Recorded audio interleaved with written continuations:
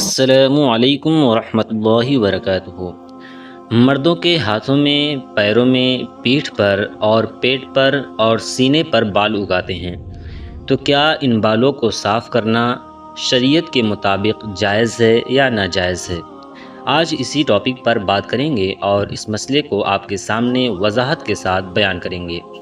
دیکھیں دوستوں، بہت سارے حضرات یہ سوال پوچھتے ہیں کہ کیا بیوی کی خواہش پر سینے کے بال، پیٹ کے بال، ہاتھ کے بال اور پیر کے بال صاف کر سکتے ہیں یا نہیں؟ شریعت اس کے بارے میں کیا کہتی ہے؟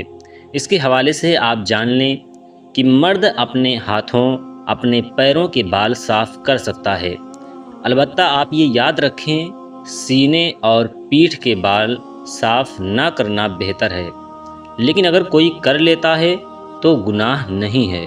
صدر الشریعہ علیہ رحمت و رضوان بحر شریعت میں لکھتے ہیں کہ سینہ اور پیٹھ کے بال موڑنا یا مڑوانا، قطروانا اچھا نہیں ہے، یعنی بہتر نہیں ہے۔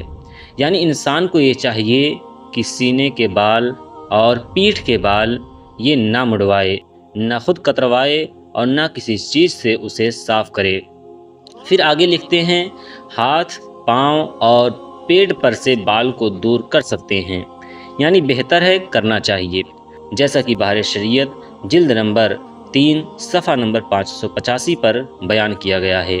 گزارش ہے اس ویڈیو کو شیئر کریں، چینل کو سبسکرائب کریں۔ السلام علیکم ورحمۃ اللہ وبرکاتہ۔